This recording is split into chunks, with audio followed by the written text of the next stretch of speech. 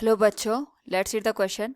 Prove that the total linear momentum of a system of particle is equal to the product of the total mass of the system and the velocity of its center of mass. Now to answer this question, first we will discuss here the key concept, and here the key concept is momentum of a given object, और साथ में हम यहाँ पे use करेंगे centre of मास का भी. तो हमारे पास सेंटर ऑफ मास वो पॉइंट होता है जहाँ पे होल बॉडी का मास कंसंट्रेटेड होता है. और मोमेंटम की अगर हम बात करें, it is given as P equals m into v के. ये ऑब्जेक्ट के मास और उसकी वेलोसिटी के प्रोडक्ट के बराबर होता है. अकॉर्डिंग टू द क्वेश्चन हमें यहाँ पे प्रूव करना है that total linear momentum of a system of particle is equal to the product of the total mass of the system and the velocity of its center of mass. तो suppose हमारे पास यहाँ पे कोई object they रखा है, ये n number of particle से यहाँ पे मिलके बना हुआ है, और हर एक पार्टिकल का जो मास है it is given as m1, m2, m3 and so on. तो we can say we have n number of particles, और साथ में यहाँ पे जो मासेस है, अगर हम मास की बात करें, it is given as m1, m2, m3 and so on mn तक. सिमिलरली अगर हम बात करें यहाँ पे वेलोसिटी की, हर एक पार्टिकल की जो वेलोसिटी है डिफरेंट डिफरेंट कंसिडर कर रहे हैं. It is given as v1, v2, v3 so on vn के बराबर.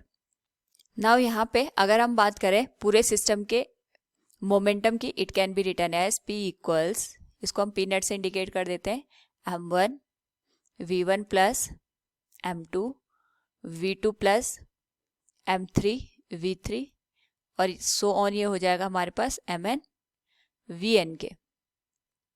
नाउ इसको अगर हम इक्वेशन नंबर 1 कंसिडर करें, नाउ हमारे पास ये जो सिस्टम दे रखा है ये n नंबर ऑफ पार्टिकल से मिलके बना हुआ है, और इसके जो पार्टिकल्स हैं इन सब का मास हमने m1, m2 different different consider किया हुआ है. तो हमारे पास अगर हम इसके सेंटर ऑफ मास की बात करेंगे तो इसका जो सेंटर ऑफ मास होगा it will B at that point जहाँ पे होल बॉडी का मास कंसंट्रेटेड हम कंसिडर करके चलते हैं. हम ऐसा इसलिए करते हैं क्योंकि हर एक पार्टिकल यहाँ पे डिफरेंट डिफरेंट वेलोसिटी के साथ यहाँ पे मूव कर रहा है, और अगर हमें यहाँ पे होल सिस्टम की स्टडी करनी है उस पर्टिकुलर केस में हमें ऐसा पॉइंट चाहिए होगा जो कि पूरे सिस्टम को यहाँ पे रिप्रेजेंट कर पाए. तो इसके लिए हम यहाँ पे सेंटर ऑफ मास का कॉन्सेप्ट लेके चलते हैं. सो वी कैन से यहाँ पे जो सेंटर ऑफ मास होगा इसके करस्पॉन्डिंग जो वेलोसिटी होती है it can be written as center of mass की जो वेलोसिटी होगी इसको हम मैथमेटिकली कैलकुलेट करते हैं m1 v1 plus m2 v2 plus m3 v3 से, और it will be added plus mn vn तक, and this whole value will be divided bye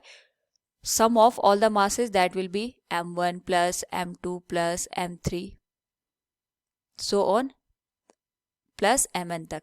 now इसी एक्सप्रेशन को हम यहाँ पे थोड़ा मॉडिफाई करके लिख लेते हैं.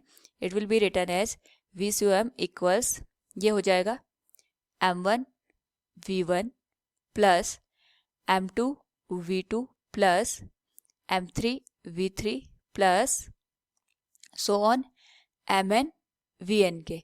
और ये होल वैल्यू अगर हम इसको डिवाइड करके लिखें तो यहाँ पे m1 plus m2 plus m3 plus so on mn तक हो जाएगा टोटल मास के बराबर, that will B of the capital M. Now यहाँ पे जो हमारे पास डिनोमिनेटर का टर्म है, अगर हम इसको LHS में मल्टीप्लाई कर दें तो ये हो जाएगा m into VCOM total mass multiplied with velocity of center of mass will be equal to m1 v1 plus m2 v2 plus m3 v3 plus m4 v4 so on mn vn के.